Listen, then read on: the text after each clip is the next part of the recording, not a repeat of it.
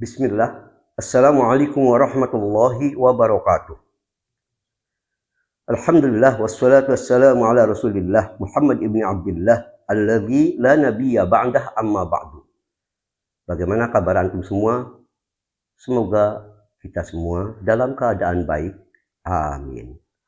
Saudaraku, belakangan ini sedang ramai dibicarakan tentang satu statement yang dikeluarkan oleh LDNU terkait dengan dakwah salaf atau apa yang mereka istilahkan sebagai dakwah Wahabi, di mana intinya LDNU telah mengeluarkan rekomendasi yang berisi agar pemerintah kita melarang dakwah salafi berkembang atau dijalankan di negeri ini. Untuk menanggapi hal itu, sebagaimana mereka punya hak bicara di depan publik, maka anak selaku penuntut ilmu, walau pemula, punya hak pula untuk menyampaikan hak jawab atas rekomendasi mereka itu.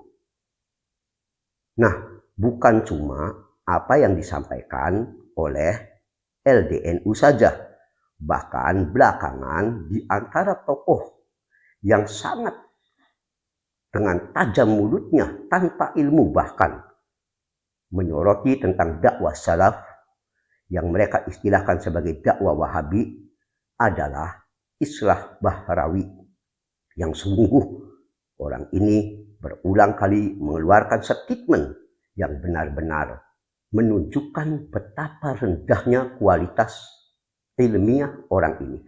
Dan hal ini insya Allah akan ana jadikan rujukan atau bahasan utama maksud ana dalam kajian kali ini.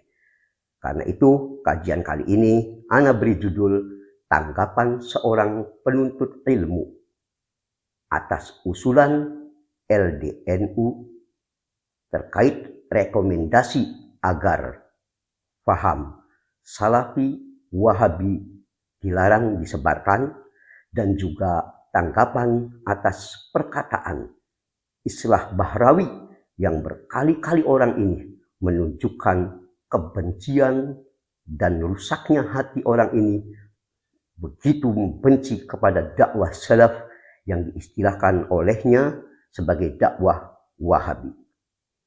Saudaraku, azani Allah wa iyyakum, bahwa pernyataan LDNU yang merekomendasikan agar pemerintah melarang berkembangnya dakwah salaf atau dakwah Wahabi ini sebenarnya memang baru saja juga dianulir oleh sekjennya, yaitu sekjen dari PBNU Saifullah Yusuf, yang menyatakan ketidaksetujuan atas apa yang dinyatakan oleh underbau dari PBNU sendiri.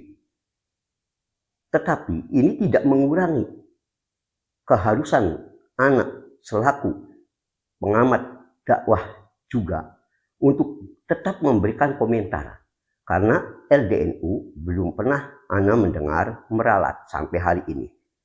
Bahkan hal ini juga karena sering diungkapkan oleh tokoh-tokoh mereka yang menuduh dakwah kita, dakwah salaf, yang mereka istilahkan dakwah Wahabi, dengan tuduhan-tuduhan negatif yang sama sekali tidak didukung oleh unsur ilmiah.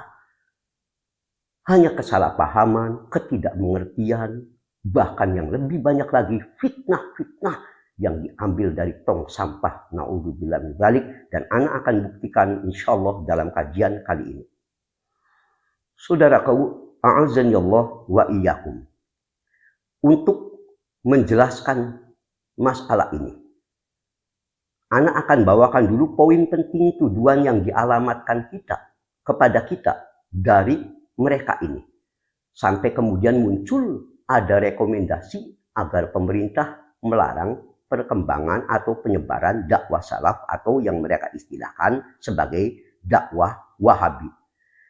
Di antaranya yang paling utama karena mereka menuduh bahwa paham Wahabi atau Salafi ini embrio dari paham radikalisme, ekstremisme, dan terorisme. Bahkan dikatakan jika hal ini dibiarkan, dikhawatirkan terjadi gesekan sosial, ya, saling fitnah yang berakibat pada perpecahan. Kemudian juga mereka mengatakan bahwa nanti akan muncul khawatir konflik sosial, munculnya kelompok yang menolak Pancasila, NKRI. Seperti biasalah kita tahu mereka ini selama ini yang paling, ya katakanlah di muka bumi ini tidak ada yang paling Pancasila selain mereka. Pokoknya di luar mereka seakan-akan tidak Pancasilais, ya tidak memiliki sikap lapang dada. Kita udah paham begitu. Ya, mereka ini satu-satunya kelompok di muka bumi seakan-akan pemilik negara ini seakan-akan begitu.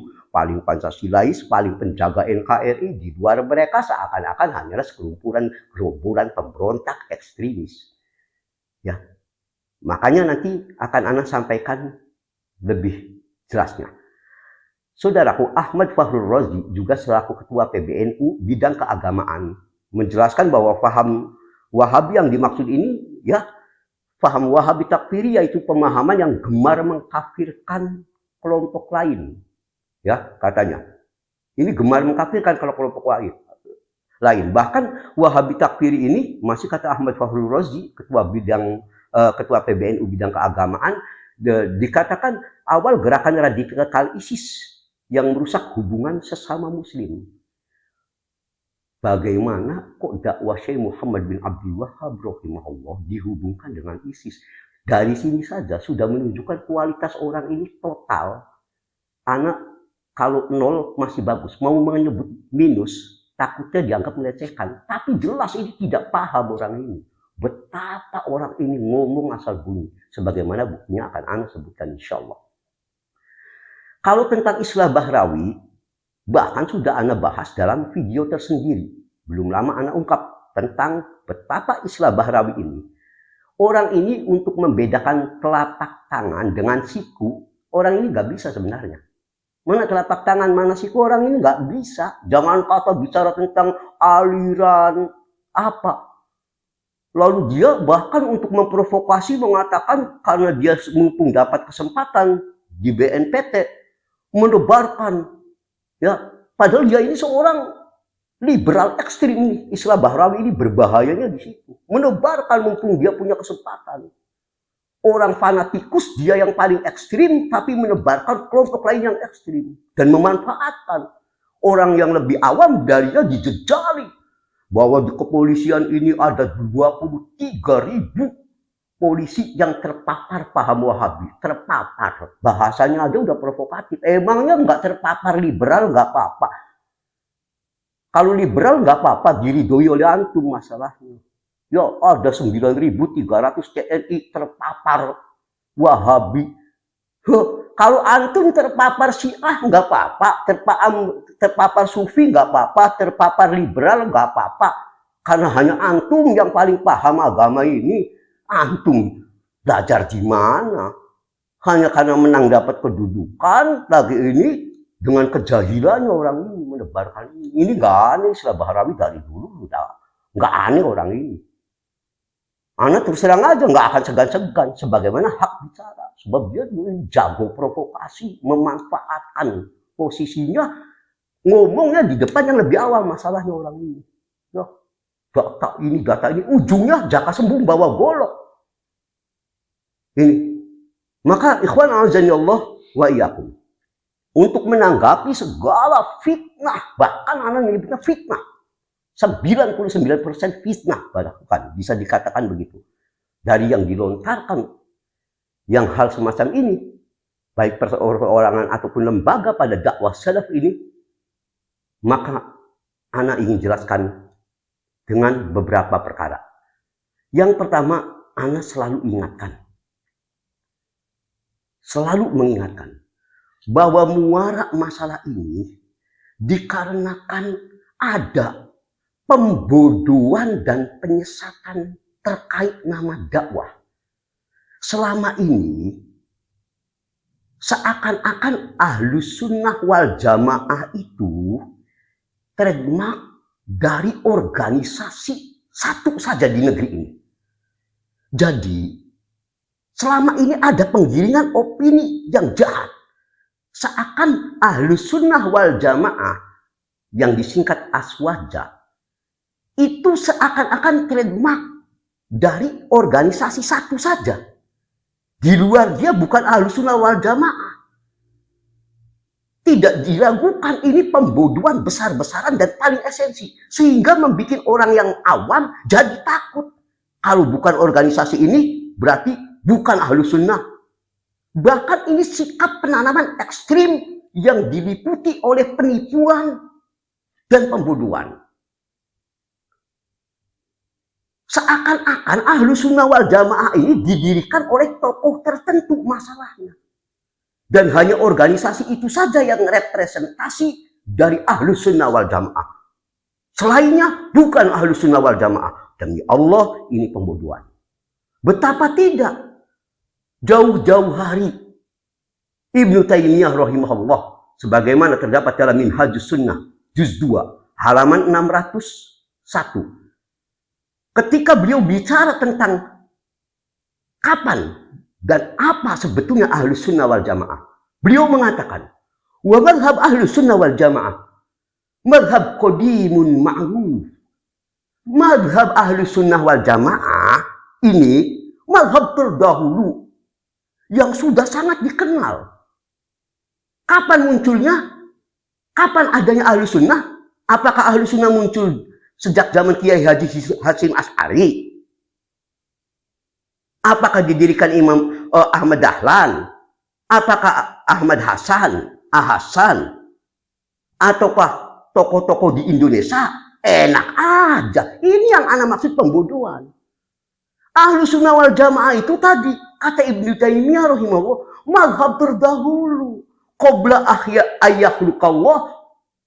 Di mana mazhab ini telah ada jauh sebelum Allah menciptakan Abu Hanifah, wa Malik, wa Syafi'i, wa Ahmad. Telah ada jauh sebelum Allah menciptakan Abu Hanifah, Malik, Syafi'i, dan Ahmad. Rahimahumullah alaihim ajma'in. Fa'innahu madhabus sahabah. Ahlus Sunnah ini adalah madhab yang ditempuh oleh para sahabat alladzina, di mana para sahabat ini menerima konsep Ahlus Sunnah Jamaah itu an-nabiyihim, dari nabi mereka Muhammad sallallahu alaihi wa alihi wasallam. Dari sini kita tahu kita semua tidak ada yang meragukan mazhab yang benar adalah mazhab Ahlus Sunnah wal Jamaah dalam arti yang hakiki. Tidak ada korelasi dengan organisasi. Bukan NU, bukan Muhammadiyah, bukan Persis, bukan apa-apa. Mazhab Ahlus Sunnah ini adalah apa yang ditetapkan oleh Nabi Shallallahu Alaihi Wasallam. Anda tidak punya hak mengklaim seakan-akan hanya Anda representasi dari Ahlus Sunnah wal Jamaah. Ini yang Anda maksudkan pembodohan terhadap umat, dan ini sudah lama dilakukan. Ini yang jadi masalah. Dan mereka lalu menyebabkan kalau orang yang gak sependapat padanya itu Wahabi, ya, seenaknya gitu, tanpa ada kaidah yang jelas. Mau Mu'tazilah, mau Asy'ariyah, mau apa, kalau suka tahlilan, bahasa usoli, doyan marhabanan, Ahlus Sunnah wal Jamaah. Seakan-akan bahkan hari ini definisi Ahlus Sunnah wal Jamaah dikerdilkan maknanya orang yang kalau mati tahlilan, kalau subuh kunut. Persoalan-persoalan begitu. Suka marhabanan. Bukan lagi kepada prinsip-prinsip akidah. Di sini yang anak katakan pembodohan besar-besaran. Meracuni umat yang awam dengan kejahilan. Dan ini maaf, anak tidak yakin dilakukan tidak sengaja. Betapa mereka selama ini mengatakan di luar kelompok dia. Mereka bukan Ahlus Sunnah. Anehnya mereka setelah itu mengaku paling toleran. Padahal mereka sendiri paling ngaku selamat. Padahal justru yang paling mengklaim dirinya representasi Ahlus Sunnah hanya mereka. Allahul musta'an. Tidak semua orang itu bodoh. Nggak bisa semua dikibulin. Ini masalahnya. Ikhwan azani Allah wa iyyakum. Jika telah dipahami ini Ahlus Sunnah ini bukan monopoli. Tidak dimonopoli warna kulit tertentu, negeri tertentu, apalagi organisasi tertentu. Bukan. Jangan melakukan pembodohan. Jadi siapapun yang mereka itu mengikuti pemahaman para sahabat, tabi'in, tabi'ut tabi'in, mereka pada dasarnya Ahlus Sunnah wal Jamaah.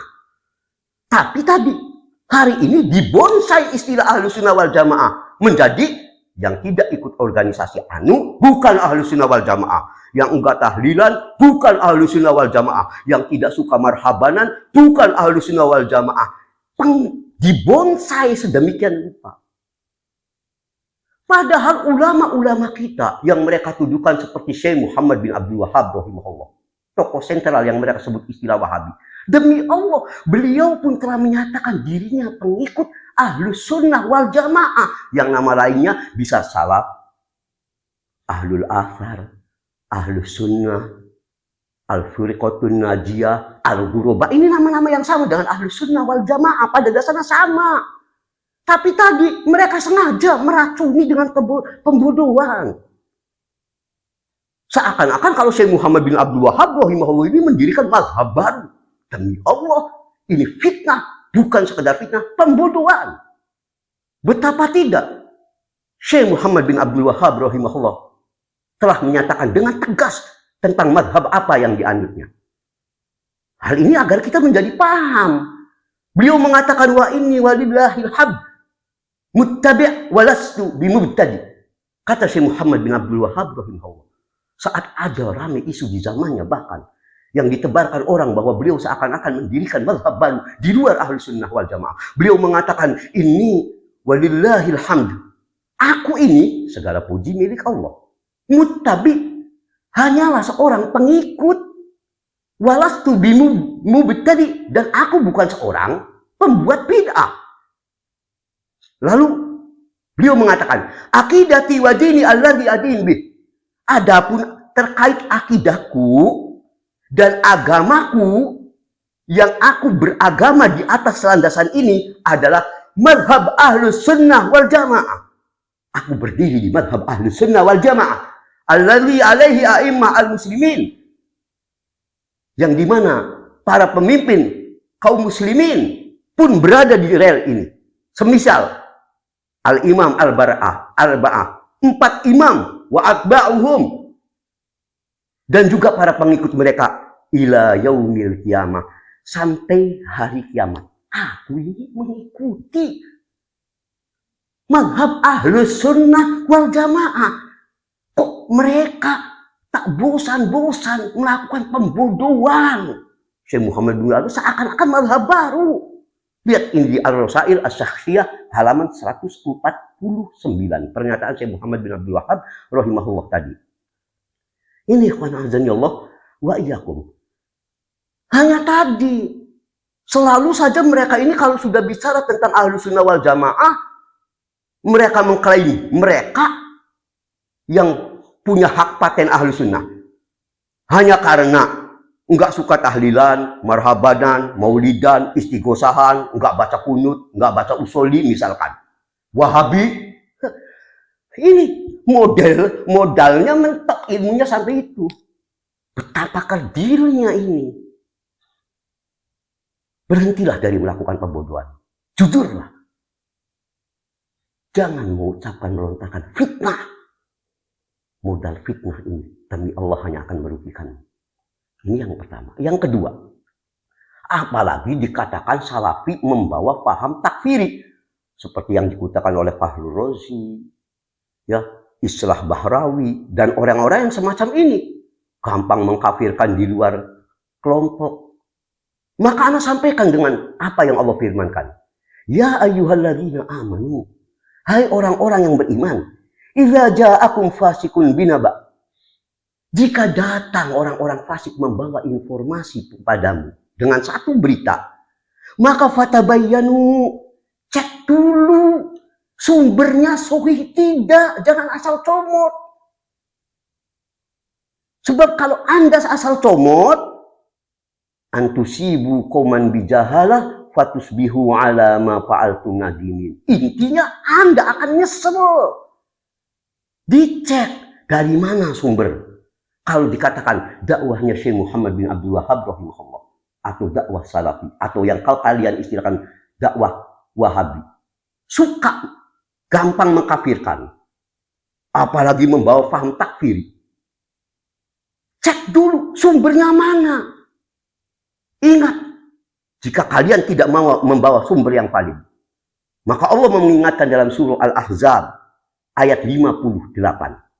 Walladzina yu'dzunal mu'minina wal mu'minat bighairi maktasabu.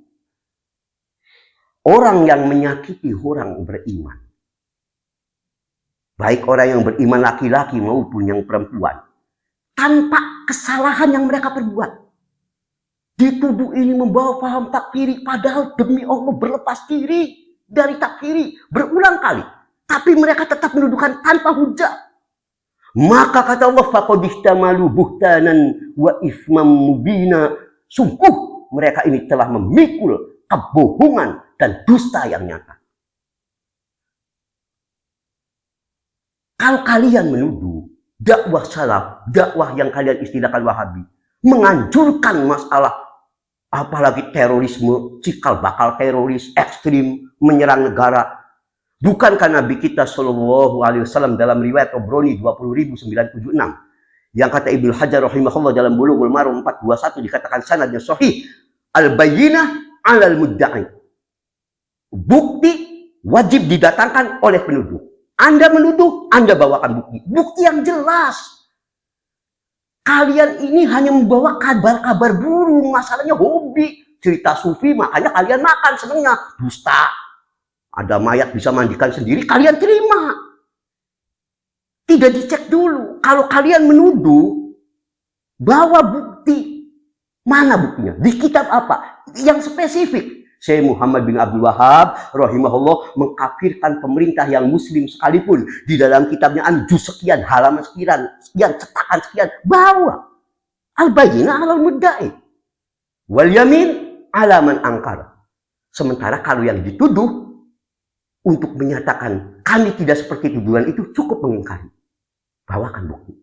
Kalau tidak, Anda tukang fitnah. Mulutnya tidak lebih dari mulut-mulut tukang fitnah yang perlu disekolahkan lagi. Mulutnya yang disekolahkan. Jangan membiasakan cara-cara fitnah. Bawa bukti real. Juz halaman. Di mana? Di kitab apa? Jangan sok, oh ini saya pakar, ini pakar apa? Pakar fitnah. Allahul musta'an. Bawa satu contoh nyata. Di mana perkataan? Bahwa dakwah salaf yang Anda istilahkan dakwah Wahabi mendorong orang, menyetujui, apalagi mengajarkan terorisme, radikalisme. Demi Allah, kalau tidak, Anda tidak lebih kumpulan tukang fitnah umat ini. Wallahi. Allahul musta'an.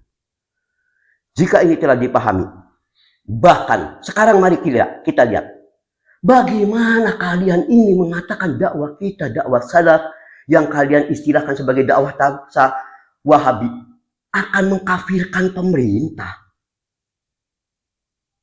Ini benar-benar muncul dari kalian yang memang tidak pernah membaca atau karena dengkinya kalian kepada dakwah salaf yang semakin berkembang. Melontarkan fitnah. Bukankah kalian dengan mudah telah memahami konsep tidak bolehnya memberontak kepada pemerintah yang sah walaupun zalim? Itu juga sudah ijma Ahlus Sunnah, dan kita juga Ahlus Sunnah wal Jamaah, walaupun kalian menyebut kami sebagai istilah Wahabi. Imam Nawawi rahimahullah saat berkomentar tentang satu kelompok yang suka melakukan pemberontakan terhadap pemerintah yang kita kenal dengan istilah Khawarij, beliau mengatakan, wa ammal khuruju alaihim wa qitaluhum. Adapun keluarnya para pendemo kepada pemerintah, ya, mau demo apalagi mau menggulingkan pemerintah yang sah. Faharum bi ijma'il muslimin. Haram berdasarkan kesepakatan kaum muslimin. Wa in kanu fasakotan zolimin. Sekalipun pemerintah itu adalah pemerintah yang fasik lagi zalim. Syarah Sahih Muslim juz 12 halaman 229. Kami yakin haram. Demo aja haram. Kalian masih saja nuduh Salafi, Wahabi, Salafi. Enggak bisakah kalian ngomong dengan adil? Jangan kebencianmu pada suatu kaum membuat kalian berbuat zalim. Tidak adil. Bersikap adil lah. Kami meyakini haram. Bahkan sering kami dianggap, wah Salafi. Ya, kami ini kadang dianggap justru murjiah. Salafi mah takut, nggak mau diajak demo. Sudah dikenal kami ini tidak pernah mau melakukan demo. Kalian masih saja, apalagi istilah Bahrawi itu, yang aku ahli teroris. Nggak pernah paham masalah ini. Parah banget. Padahal kami sendiri, dakwah salaf, tidak pernah mau jangankan menggulingkan pemerintah yang sah. Bahkan demonstrasi kami menyatakan haram hukumnya. Jelas? Kalau kalian menuduh kami, diajarkan begitu, bawakan bukti. Jangan dengan fitnah. Terlalu murah fitnah bagi kalian rupanya. Nggak ada harganya. Syekh Fauzan, hafizahullah, pasti kalian kenal. Tokoh besar yang Anda anggap tokoh Wahabi yang masih hidup jabat ini, Syekh Fauzan, hafizahullah. Apa penjelasan beliau? Sebegitu kita bencinya kepada, apalagi kita hendak melakukan tindakan memberontak kepada pemerintah yang sah seperti di negeri ini yang zahirnya masih muslim. Beliau mengatakan, laisa min syartil khawarij habdus silah. Bahkan beliau karena bencinya kepada paham khawarij yang suka membawa senjata untuk memberontak kepada pemerintah, beliau mengatakan syarat disebut khawarij itu bukan hanya kalau yang bawa pedang, senjata, itu baru. Bahkan, bal idza taqada takfiril muslim bil kabiro, bahkan kalau dia punya pendapat mengkafirkan orang-orang muslim hanya karena melakukan dosa besar, minal khawarij wa ala madhhabihim, berarti dialah khawarij dan dia berada di atas itu. Enggak mesti, bahkan beliau saking tidak bolehnya gampang mengkafirkan. Bahkan wa idza harradu ala wali amril muslimin, bahkan kalau ia mendorong agar kepada ulil amri itu melakukan tindakan-tindakan yang menjatuhkan kewibawaan mereka, baik dengan bil khutbah ataupun lewat tulisan-tulisan, walau lam yahmil as-silah, walaupun tidak dengan senjata, enggak lempar bom, cuma kalau ngomong ini pemerintah ini zalim, pemerintah suka korupsi, maka hadza mazhab al-khawarij. Inilah mazhab khawarij. Ini sampai begitu. Ini dikatakan Syekh Fauzan, lihat di Al-Ijabah Al-Muhimmah halaman 16. Ini pernyataan dari orang yang kalian katakan bermazhab Wahabi, Syekh Fauzan, hafizahullah, yang masih hidup orangnya. Kita yakin, jangan kata suruh bawa senjata. Nulis ngomong pemerintah ini zalim di depan umum, khawarij orang ini. Terindikasi minimal. Kita tidak pernah menyetujui. Ya. Syekh Zaid bin Muhammad Al-Madkhali, seorang ulama ahlu sunnah yang kalian istilahkan madhab Wahabi, kalau di istilah kalian sengaja sih, ya, pembunuhan Nabi. Terkait masalah ini juga mengatakan al-khuruj bil kalimah wasilah lil khuruj bis silah. Memberontak dengan ucapan saja, provokasi, agitasi, cukup dengan ucapan, perkataan. Oh, ini pemerintah zalim. Oh, di mimbar khutbah, tulis di depan orang umum. Walaupun pemerintahnya anggap zalim, tapi dia zahirnya muslim. Tapi kalau dia menyampaikan ini di depan publik, di mana banyak orang awam di dalamnya, wasilah lil khuruj bisilah. Ini walaupun dengan ungkapan masuk, berarti ini wasilah pemberontakan dengan senjata. Dengan awalnya mulut, ujungnya dia akan tindakan. Maka ini apa? Wadzalika huwad dhalal al-mubin. Ini kesesatan yang nyata. Kita yakin ini kesesatan nyata. Lihat Syarah As-Sittah Al-Usul halaman 33. Ini kita yakin ini tidak benar. Bukan paham Ahlus Sunnah wal Jamaah yang kalian istilahkan Wahabi. Tidak, kami menentang itu berkali-kali. Tapi selalu saja kebencian kalian dan dengki, hasad dan kejahilan membakar kulit-kulit dan jiwa kalian. Sampai tega melontarkan apa-apa yang justru bagi kami paling kami ingkari. Salafi mendorong radikal, condong ISIS, dan sebagainya. Syekh Al-Utsaimin rahimahullah. Nama ini mungkin paling legendaris. Pasti di kalangan pun terkenal nama Syekh Al-Utsaimin rahimahullah. Bahkan beliau menganggap kalau ada orang melakukan ghibah kepada orang lain yang bukan ulil amri kedudukannya, dengan bicara ghibahnya kepada ulil amri, menteri-menteri, wah ini menteri ini gini, ya, dengan lakukan ghibah, dosanya lebih besar kalau dia ghibah kepada ulil amri. Saking antinya, jangan kata demo, jangan kata apalagi memberontak.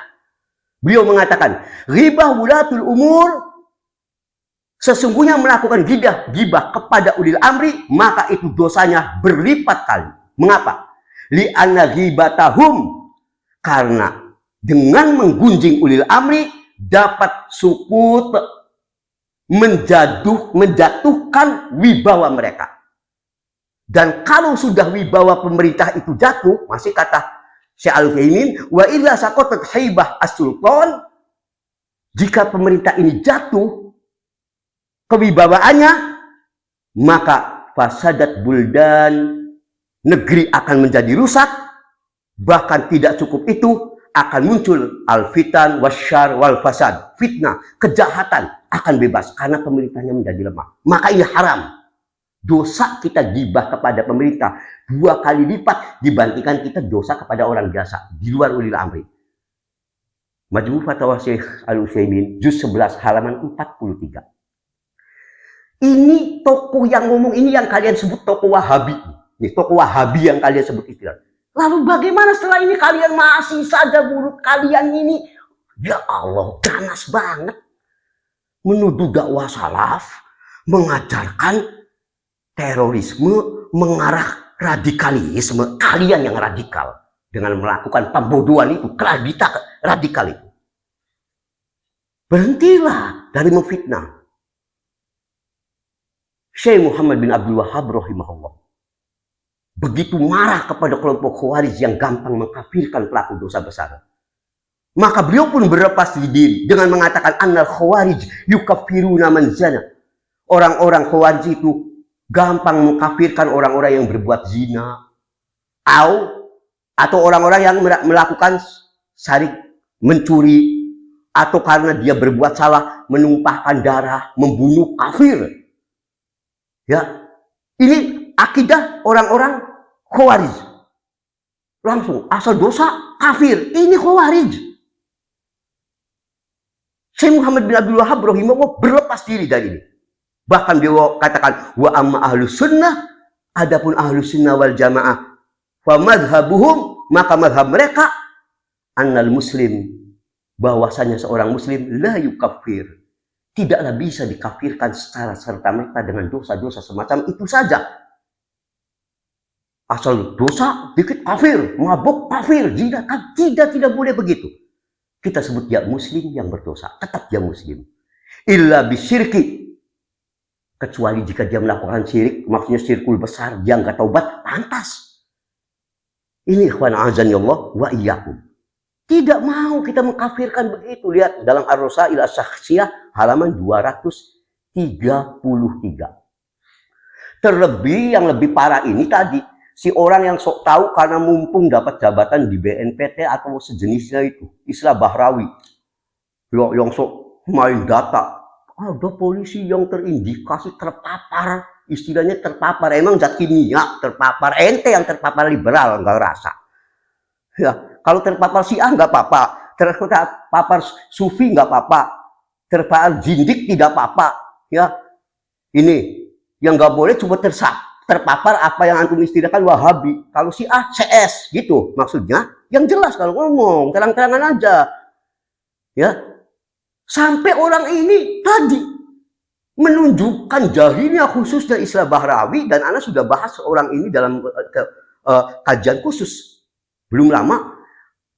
Hizbut Tahrir dianggap Salafi, Boko Haram dianggap Salafi Wahabi, ISIS dianggap Salafi Wahabi. Ente ini otaknya gimana? Kok jahil itu kalau untuk pribadi boleh, tapi jahil untuk dipamerkan enggak boleh. Mohon maaf. Kalau mau bodoh, bodohlah untuk diri sendiri. Lucu. Boko Haram, Wahabi, Salafi. Jangan memamerkan kejahilan. Apalagi sok jadi instruktur di BNPT model begini, akhirnya membodohi. Memberikan info menyesatkan. Bahaya yang model gini. Mestinya antum ingatkan, nih awas, bahaya liberal. Gitu, berani nggak antum ngomong gitu? Ya, bahaya Syiah. Nggak berani model antum. Ya, karena afan dekatnya antum dengan kelompok-kelompok ini. Allahul musta'an.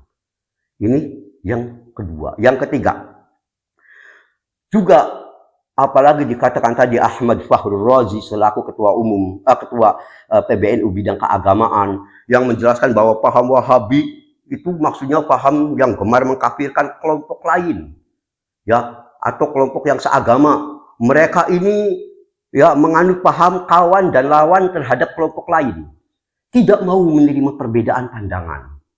Ya, seakan-akan orang ini jiwanya bahwa ya paling toleran. Ya, bahkan dia nanti mengatakan bahwa pada dasarnya dia ini dan kelompoknya menolak paham takfiri karena dinilai bisa memecah belah umat Islam katanya. Maka jawabannya, Kiai Haji Munif Muhammad Zuhri dalam konferwil ke-15 NU tanggal 7 Juli 2018 mengatakan bahwa bagi saya NU itu bukan hanya organisasi keagamaan, tapi NU itu sudah agama. Tidak NU berarti neraka. Saya pengen tanya, ya, bahkan dia katakan tambahannya, soal ada selain NU masuk surga itu ditolong oleh orang NU. Apa komentar kamu? Juga Islah Bahrawi. Kenapa masalah yang begini antum diam saja? Di mana keadilan kalian? Sampai menganggap organisasi agama kalian diam. Selain NU neraka, kalian diam. Tidak menganggap ekstrim, radikal, tidak menghargai orang lain. Gimana menurut kalian? Apa kalau teman sendiri, walau batil kalian diam? Allahul musta'an. Di mana keadilan kalian? Said Akhil Siraj. Berapa sering di video, banyak, kalau enggak anak kopikan bisa.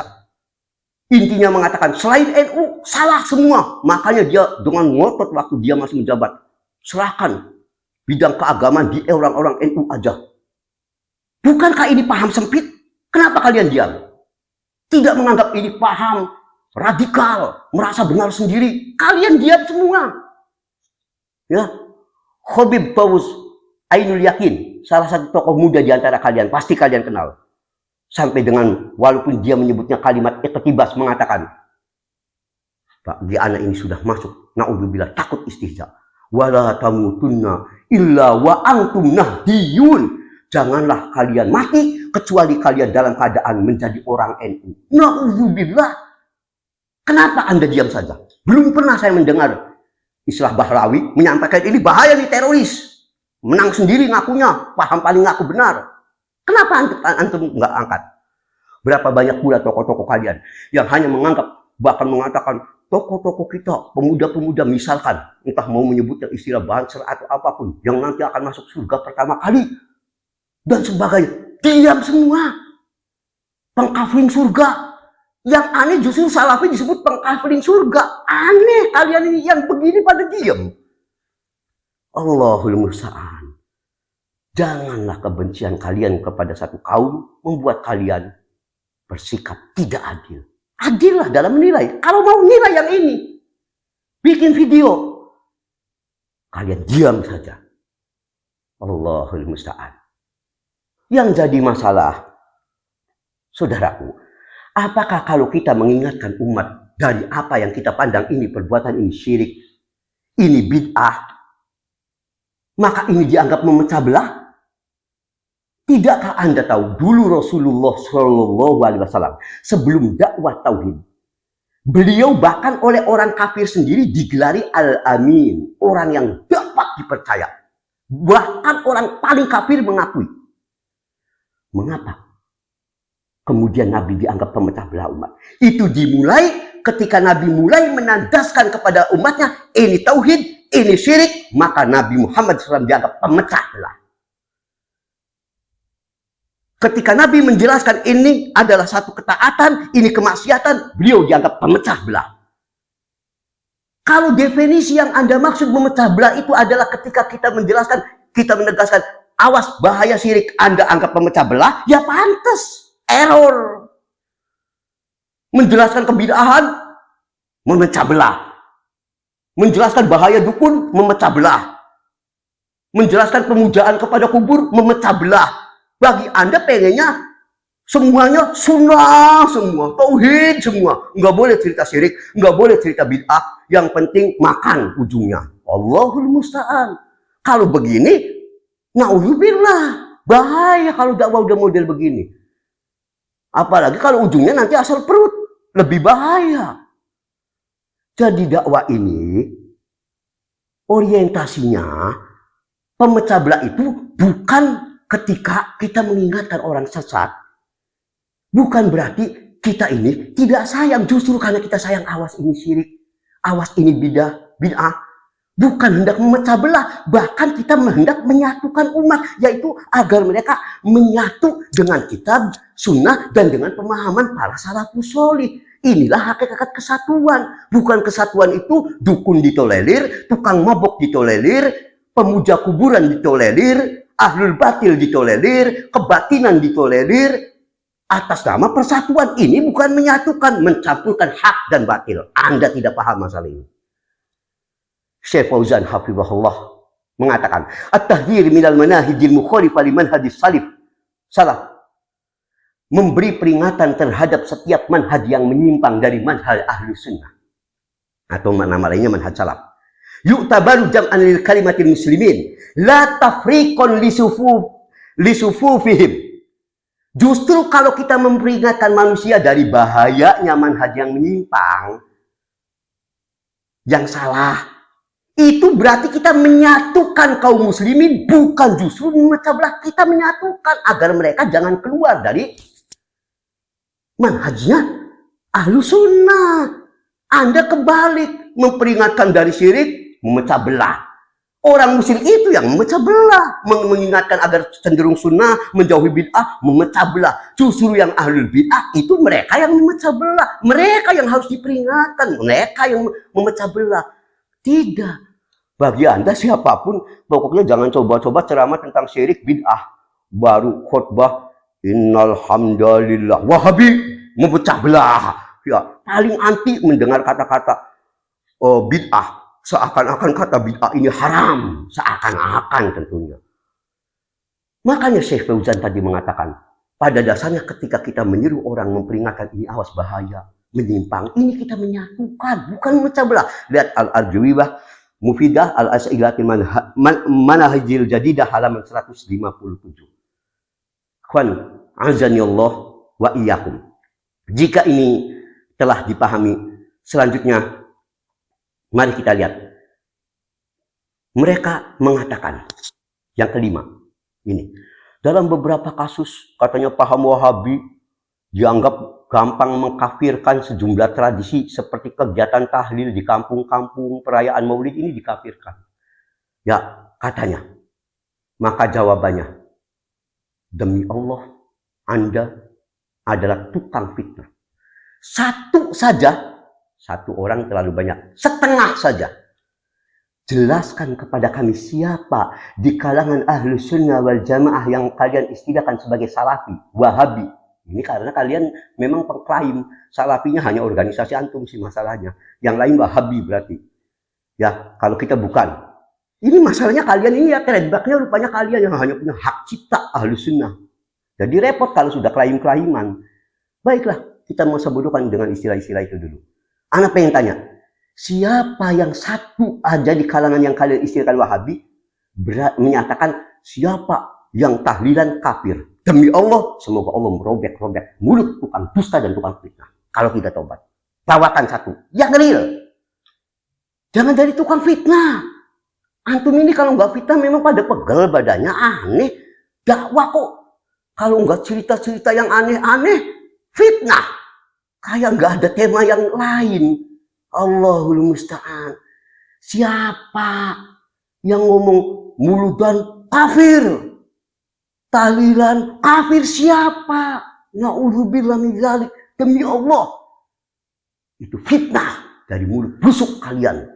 Semoga Allah merobek mulut orang yang tidak mau bertobat dari perbuatan ini, siapapun orangnya.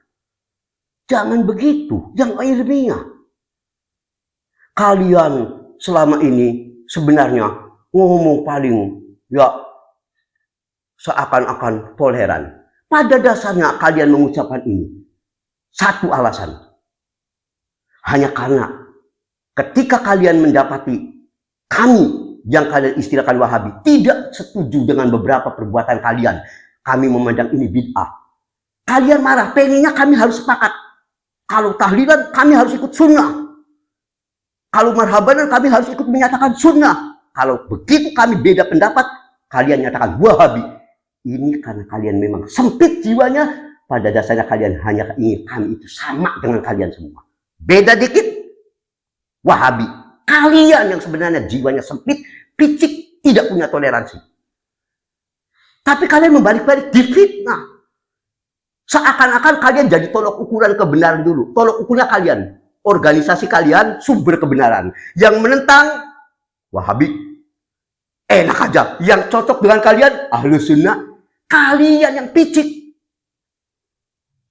Membatasi Ahlus Sunnah dengan contoh-contoh yang sangat Masya Allah, kok Ahlus Sunnah wal Jamaah diukurannya suka tahlilan enggak, maulidan enggak, marhabanan enggak.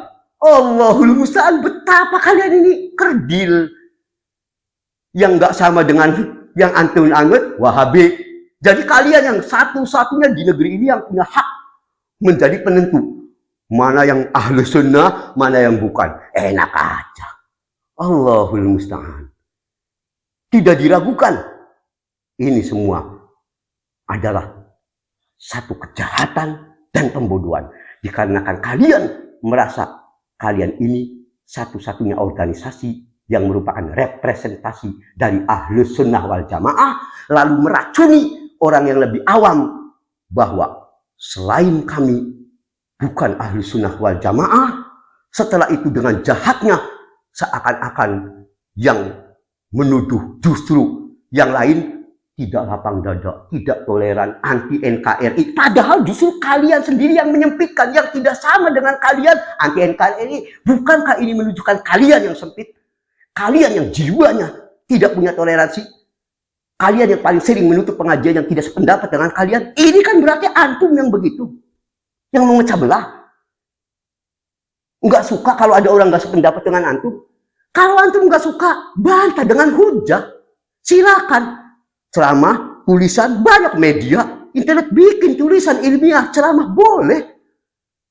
Silakan, tapi bukan dengan cara, lalu apalagi sekarang dengan cara-cara pengen menggunakan kalian, karena mumpung lagi duduk dekat dengan pemerintah, pengen memanfaatkan, kalau bisa ini ditutup. Allahul musta'an. Betapa jahatnya cara-cara yang begini. Ya, ikhwan, azani Allah wa iyyakum. Seandainya yang tadi dicontohkan, dikarenakan kita tidak sependapat masalah zikir dengan setelah sholat, ya rutin dibaca keras, ya ini kita menyatakan bid'ah jika rutin, kecuali saat kita awal mengajarkan orang yang baru, ya. Lalu kita berpendapat sunnahnya zikir itu sendiri-sendiri. Yang ini kalau zikir dengan keras, ya terus-menerus dilakukan walaupun jamaahnya sudah pada paham, ini bid'ah. Lalu kalian katakan ini paham memecah belah. Ya, anti NKRI lagi dihubungkan, apa hubungannya zikir keras dengan NKRI, Pancasila segala. Kalian ini modal begini untuk memperkuat posisi kalian. Padahal Imam Syafi'i sendiri mengatakan waqtiyarul lil imami wal ma'mum ayyadhkurallah ba'dal insirafi minas shalah wa yukhfiyani al-dzikr. Disukai pendapat terpilih bagi imam maupun makmum. Bila telah selesai sholat, hendaklah dia itu berzikir baik imam maupun makmum secara ayyukhfiyan, secara suaranya nggak usah keras-keras. Ini pendapat Imam Syafi'i loh, rahimahullah. Lihat Al-Um juz 1 halaman 127. Ini pendapat yang lebih benar. Juga dikuatkan oleh Ibnu Hajar rahimahullah dalam Fathul Bari juz 2 halaman 326. Bahkan Syekh Zainuddin bin Abdul Aziz Al-Malibari dalam kitabnya Fathul Mu'in juz 3 halaman 185 sampai 186 setelah membawakan pernyataan Imam Syafi'i rahimahullah di atas. Ini sebagai contoh nih yang kalian sering, sebab ini kalian menjadikan ini kalau udah begini yang nggak sama, kalau bikinnya nggak keras, Wahabi bukan aswaja, enak aja gitu. Padahal nih imam-imam besar dari apa yang kalian klaim sebagai imam kalian. Ya, tambahan tadi. Zainuddin bin Abdul Aziz Al-Malibari rahimahullah mengatakan, "Faidah qala syekhuna." Berkata guru kami, "Amma al-mubalagha fil jahri bihima fil masjid." Adapun mengeraskan zikir dengan sangat keras ya di masjid bihaitsu yahsulu tashwish ala musalli, dengan sampai perkara itu mengganggu orang yang sedang sholat. Dan kita yakin kebanyakan orang yang melakukan zikir gini nggak tahu yang sedang sholat sunnah apa, mengganggu orang sholat. Maka apa? Fayam bagi hormatuha, maka disukai dalam hal ini pengharaman atas perkara ini. Bahkan nyatanya haram, bukan makruh lagi. Ini yang ngomong dari mazhab Syafi'i. Kalian menganggap ini anti NKRI, Imam Syafi'i anti NKRI. Memang Imam Syafi'i bukan orang Indonesia. Ya. Al-Malibari ini anti NKRI. Apa hubungannya orang ngomong bid'ah, anti NKRI, anti Pancasila? Kalian jualannya gini aja. Na'udzubillah min dzalik. Ya. Ini karena tidak mau tahlilan, menganggap tahlilan bid'ah. Berarti ini memecah belah. Loh, bukan ahlu sunnah. Loh, bagaimana? Al-Bakri, nih, masa nggak tahu Al-Bakri, rahimahullah, ulama besar mazhab Syafi'i, mengatakan, na'am, ma yaf'aluhu nas minal istima'i 'inda ahli al-mayyit. Benar atau ya? Adapun apa yang dilakukan oleh kebanyakan manusia, yaitu setelah kematian lalu mereka berkumpul-kumpul di rumah duka, lalu menyediakan hidangan minal buida'il munkaroh, termasuk bid'ah yang mungkar, alladzi yusabu ala man alladzi yusab, di mana akan diberi pahala bagi orang yang mencegah dari perbuatan ini. Beliau mengatakan ini bid'ah mungkar dan diberi pahala bagi yang mencegahnya. Lihat Fathul Mu'in juz 2 halaman 165. Ini yang ngomong ulama besar mazhab Syafi'i. Antum anggap ini penyusun kitab Fathul Mu'in ini anti NKRI, membawa ajaran yang tidak sesuai dengan aswaja, atau bagaimana? Jelaskan. Kenapa kalian tidak angkat masalah ini? Anti Pancasila, hanya kalian pemegang negara ini. La ilaha illallah.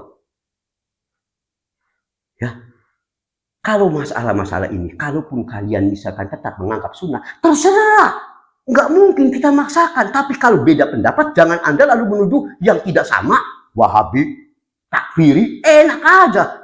Kalaupun kami punya pendapat, kalau begitu kami memandang Anda yang beda pendapat takfiri, tidak, kami pun tidak mengatakan demikian. Beda pendapat biasa. Beda pendapat masalah kunut subuh. Ketika kita menyatakan bid'ah, bukan berarti kami juga mengatakan Anda kafir. Na'udzubillah. Berhentilah dari mengucapkan kata-kata fitnah. Tidak pernah kami begitu. Anda yang tetap mempertahankan itu sunnah, lakukan. Adapun bagi kami menyatakan bid'ah, kami berlepas diri. Wajar. Seperti Anda boleh menanamkan. Ini cirinya. Ini sunnah, ini sunnah, ini sunnah, ini sunnah. Silakan. Tapi Anda pun jangan melarang kalau kami mengatakan ini bid'ah, ini bid'ah. Itu hak kami. Ininya Anda itu orang pengennya paham dengan komunitas Anda saja. Itu masalahnya. Sumber utamanya Anda tidak ridho kalau ada satu kelompok yang beda pandangan dengan kelompok Anda. Buktinya Anda lalu menebarkan, mengkafirkan. Ketika kita tanya mana di kitab apa ulama Ahlussunnah wal Wahabi mengkafirkan tahlilan, satu saja bawakan. Anda tidak akan pernah mampu. Hanya kalimat global dikarenakan Anda lemah dalam masalah hujjah. Allahul musta'an. Jangan begitu saudaraku. Tak mengapa di antara kita terkadang terjadi beda pendapat. Tapi jangan ditanggapi dengan fitnah. Bawakan hujjah. Silakan Anda mengamalkan ini sunnah, ini bagus, tahlilan sunnah. Biasa antum pun lakukan di kitab-kitab, di medsos Anda menyebarkan. Tapi juga jangan melarang orang lain yang punya pandangan pendapat dengan Anda yang menyatakan ini bid'ah. Apalagi menuduh kalau yang ngomong bid'ah memecah belah. Anti NKRI, ini senjata sekarang, namanya anti NKRI, anti Pancasila. Waduh, di muka bumi ini paling Pancasila sedunia antum seolah-olah. Ini yang bikin enak, jujur aja. Bosan ngomong gini. Dengan tindakan-tindakan yang anehnya, antum yang paling, kelompok yang paling pengen memaksakan diri agar diterima. Beda pendapat, Wahabi. Tapi antum bersamaan itu teriak kami paling lapang dada, la ilaha illallah. Enggak malu ngomong gitu tuh. Jangan begitu saudaraku. Kita terkadang beda pendapat. Tapi demi Allah, kita tidak mengkafirkan masalah usuli, tahlilan. Wallahi tidak, demi Allah. Jangan melakukan pembodohan. Jelaskan siapa Ahlussunnah wal Jamaah yang sebenarnya. Jangan Anda ini karena mengklaim representasi Ahlussunnah wal Jamaah itu organisasi. Ini yang bahaya pertama ini. Ditanamkan ke orang awam. Kita bukan gak tahu. Disangkanya antum semua orang bisa dikadali repotnya nih. Jangan gitu. Tetap jujur. Jangan dengan kata-kata fitnah. Saudaraku, ini yang bisa Ana sampaikan. Dan yang terakhir, apapun terkadang kita ini jangan sampai terkena fitnah harta. Terkadang kita caci pada ujungnya, ini dasar Wahabi, Wahabi bahaya. Paginya, waspadai Wahabi. Begitu ada datang duit dari Saudi, ahlan ya Habibi, bukan Wahabi. Allahul musta'an. Kalau kita sudah enggak senang, kenapa kita masih Saudi ke Mekah naik hajinya? Kenapa? Ada apa? Surati aja pemerintah Saudi. Ini pemerintah sesat Saudi. Gimana tuh? Misalkan haji ke sana, ngerasa di sana enak, aman, nyaman. Tapi ngakunya paling, ya Allah, ya Karim. Ya, jangan begitu. Jangan kita termasuk tadi orang yang nanti kalau nggak ada duit, ya Wahabi, ada duit, Habibi. La haula wa la quwata illa billah. Semoga Allah memaafkan segala dosa-dosa kita, mengampuni segala kekeliruan kita, dan apabila ada kalimat-kalimat yang Ana lontarkan ternyata tidak benar, Ana rujuk kepada kitab dan sunnah dan pemahaman salaf, baik dikala Ana masih hidup maupun setelah Ana wafat. Dan bila ada kata-kata Ana yang dianggap menyinggung, tidak pas dan sebagainya, itu adalah dari Ana sendiri dan hawa nafsu Ana sendiri. Ana tetap tanpa segan meminta maaf yang sebesar-besarnya. Subhanakallahumma wa bihamdik, asyhadu an la ilaha illa anta, astaghfiruka wa atubu ilaik. Walhamdulillahirabbil alamin. Wassallallahu ala Muhammadin. Assalamualaikum warahmatullahi wabarakatuh.